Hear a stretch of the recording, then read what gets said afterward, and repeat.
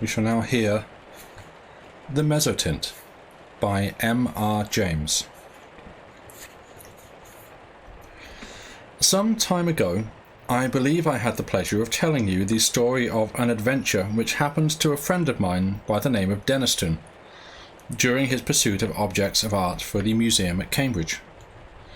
He did not publish his experiences very widely upon his return to England, but they could not fail to become known to a good many of his friends, and among others to the gentleman who at the time presided over an art museum at another university. It was to be expected that the story should make a considerable impression on the mind of a man whose vocation lay in lines similar to Deniston's, and that he should be eager to catch at any explanation of the matter which tended to make it seem improbable that he should ever be called upon to deal with so agitating an emergency. It was, indeed, somewhat consoling to him to reflect that he was not expected to acquire ancient MSS for his institution. That was the business of the Shelburnian Library. The authorities of that might, if they pleased, ransack obscure corners of the continent for such matters. He was glad to be obliged at the moment to confine his attention to enlarging the already unsurpassed collection of English topographical drawings and engravings possessed by his museum. Yet, as it turned out, even a department so homely and familiar as this may have its dark corners, and to one of these Mr. Williams was unexpectedly introduced. Those who have taken even the most limited interest in the acquisition of topographical pictures are aware that there is one London dealer whose aid is indispensable to their researches. Mr. J. W. Britnell publishes at short intervals very admirable catalogues of a large and constantly changing stock of engravings, plans, and old sketches of mansions, churches, and towns in England and Wales. These catalogues were, of course, the ABC of his subjects to Mr. Williams. But as his museum already contained an enormous accumulation of topographical pictures, he was a regular rather than a copious buyer, and he rather looks to Mr. Britnell to fill up gaps in the rank and file of his collection than to supply him with rarities. Now, in February of last year, there appeared upon Mr. Williams's desk at the museum a catalogue from Mr. Britnell's emporium, and accompanying it was a typewritten communication from the dealer himself. This letter ran as follows: Dear Sir, we beg to call your attention to number 978 in our accompanying catalogue, which we shall be glad to send on approval. Yours faithfully, J. W. Britnell. To turn to number 978 in the accompanying catalogue was with Mr. Williams, as he observed to himself, the work of a moment, and in the place indicated he found the following entry: 978. Unknown, interesting Mezzotint. View of a manor house, early part of the century, 15 by 10 inches, black frame, £2 2s. It was not especially exciting, and the price seemed high. However, as Mr. Britnell, who knew his business and his customer, seemed to set store by it, Mr. Williams wrote a postcard asking for the article to be sent on approval, along with some other engravings and sketches which appeared in the same catalogue. And so he passed without much excitement of anticipation to the ordinary labours of the day.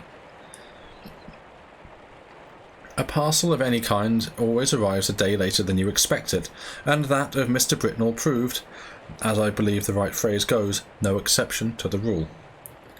It was delivered at the museum by the afternoon post of Saturday, after Mr. Williams had left his work, and it was accordingly brought round to his rooms in college by the attendant, in order that he might not have to wait over Sunday before looking through it and returning such of the contents as he did not propose to keep.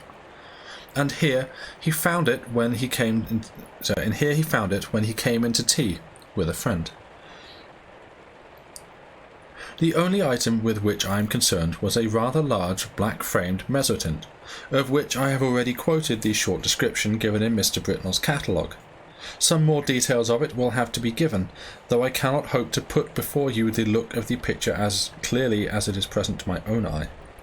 Very nearly the exact duplicate of it may be seen in a good many old inn parlours, or in the passages of undisturbed country mansions at the present moment.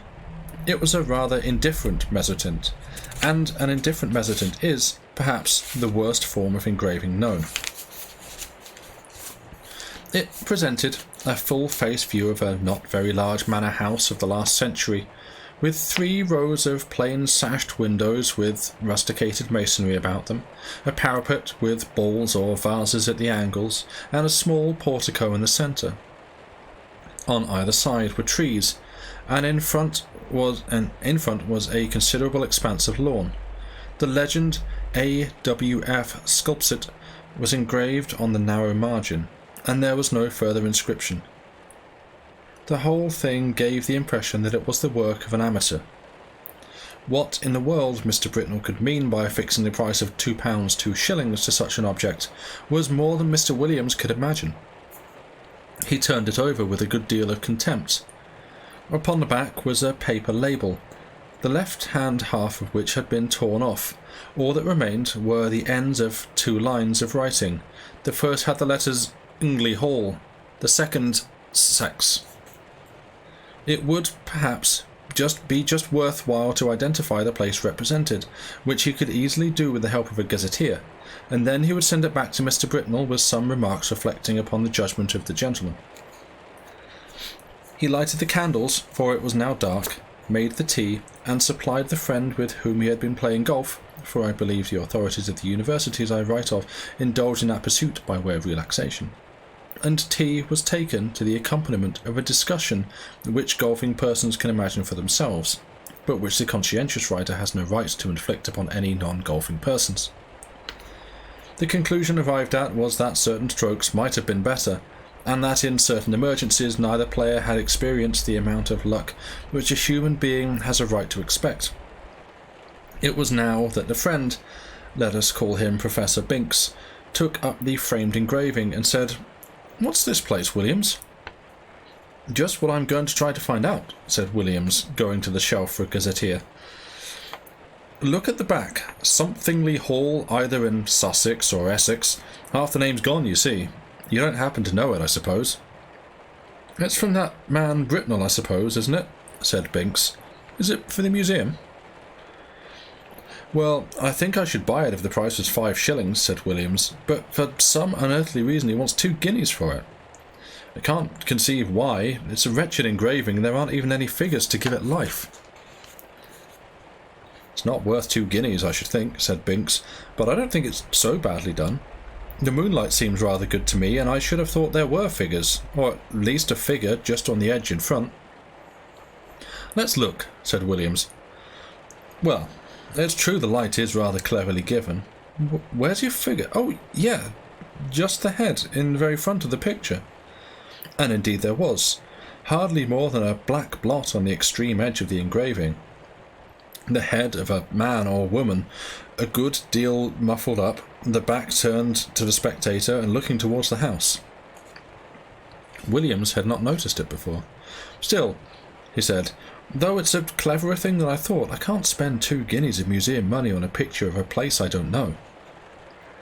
Professor Binks had his work to do, and soon went, and very nearly up to hall time Williams was engaged in a vain attempt to identify the subject of his picture. If the vowel before the "ng" had only been left, it would have been easy enough, he thought, but as it is, the name may be anything from Guestingly to Langley, and there are many more names ending like this than I thought, and this rotten book has no index of terminations. Hall in Mr. Williams' college was at 7.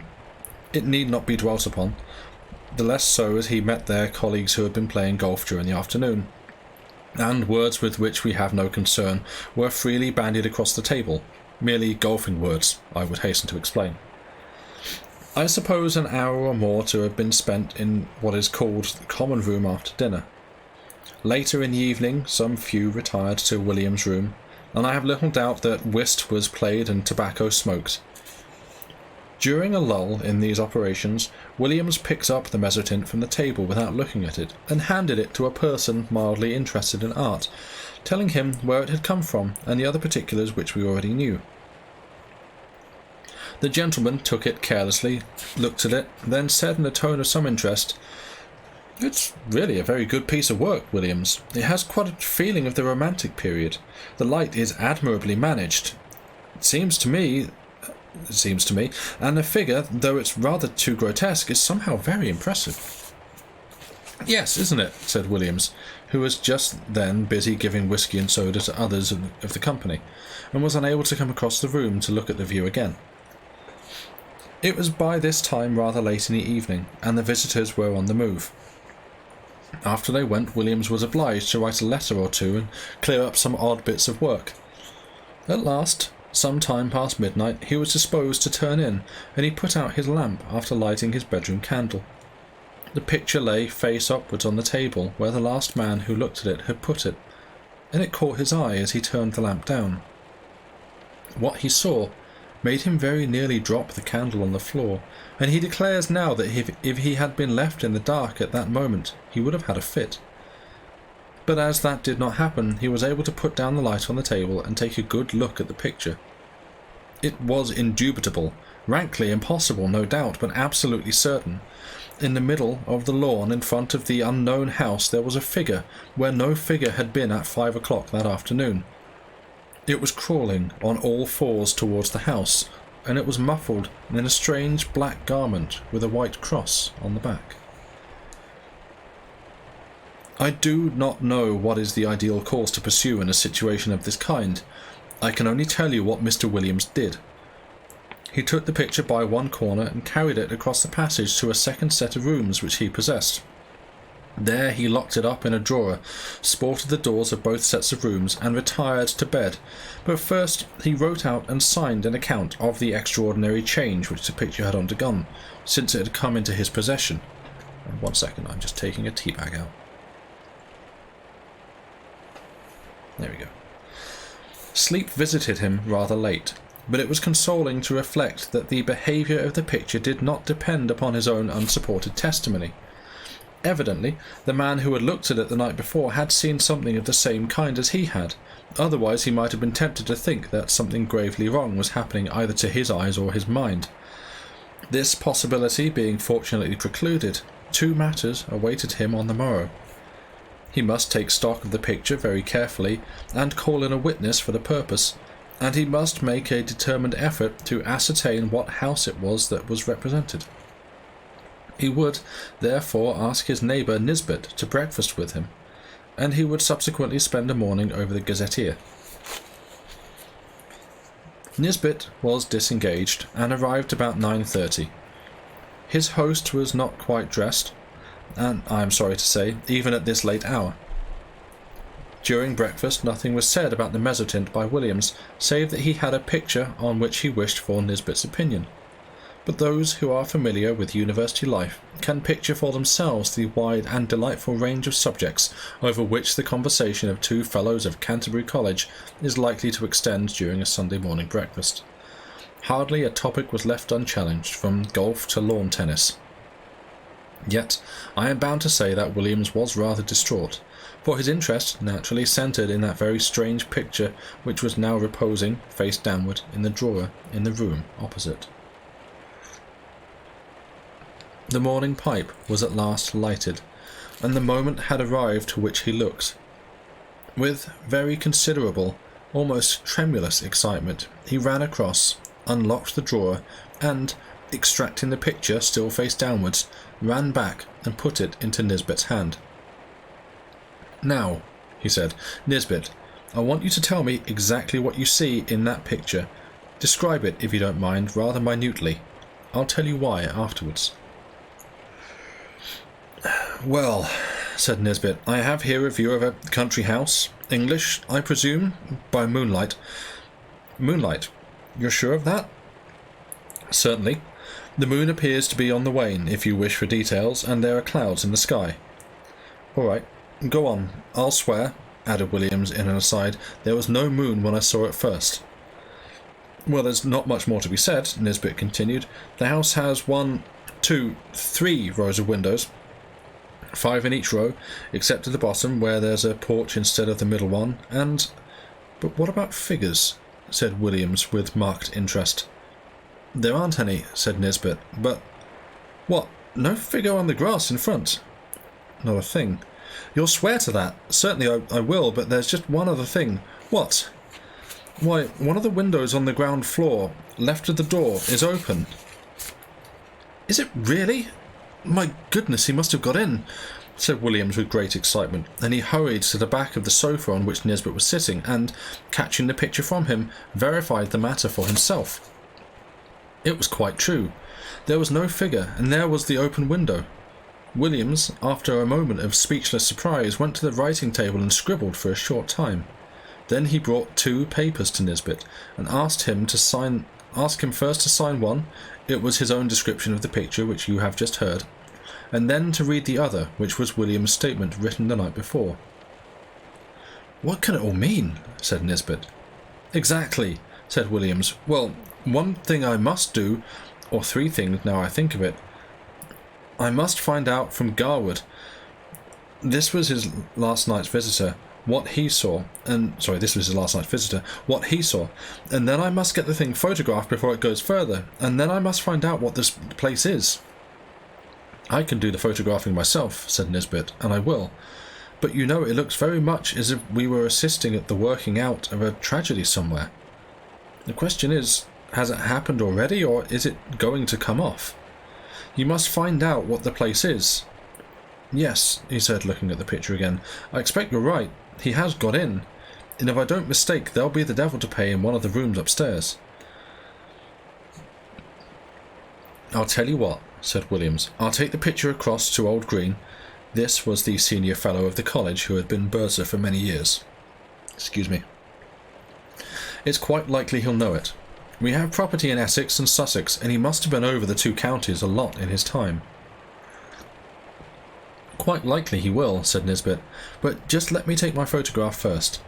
But look here, I rather think Green isn't up today. He wasn't in hall last night, and I think I heard him say he was going down for the Sunday. That's true too, said Williams. I know he's gone to Brighton. Well, if you'll photograph it now, I'll go across to Garwood and get his statement, and you keep an eye on it while I'm gone. I'm beginning to think 2 guineas is not a very exorbitant price for it now. In a short time he had returned, and brought Mr. Garwood with him.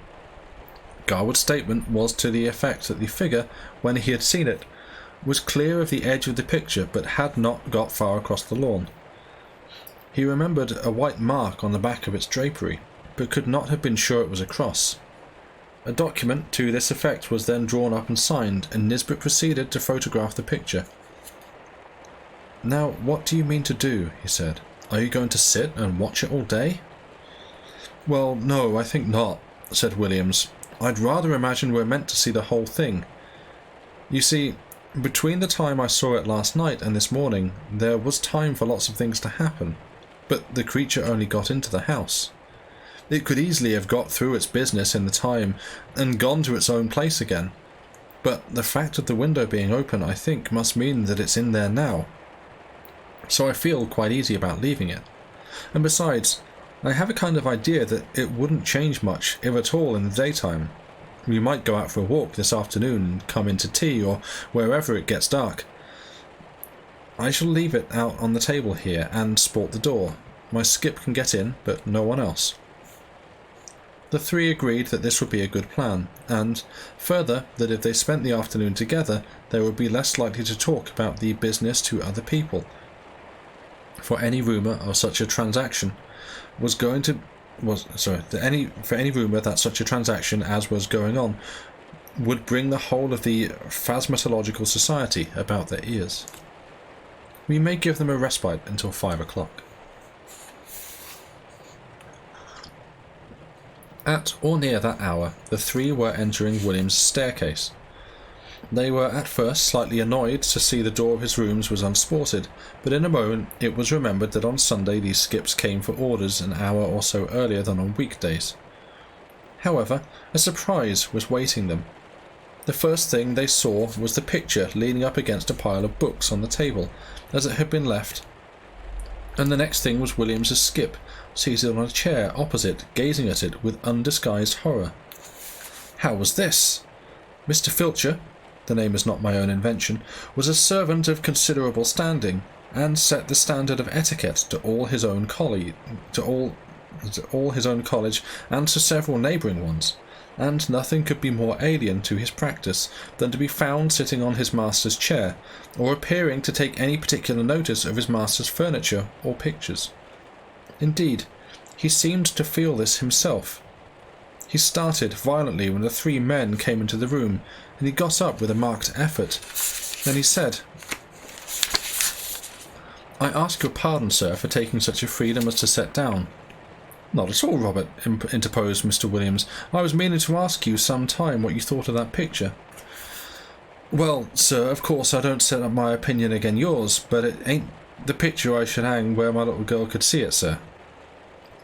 "Wouldn't you, Robert? Why not?" "No, sir.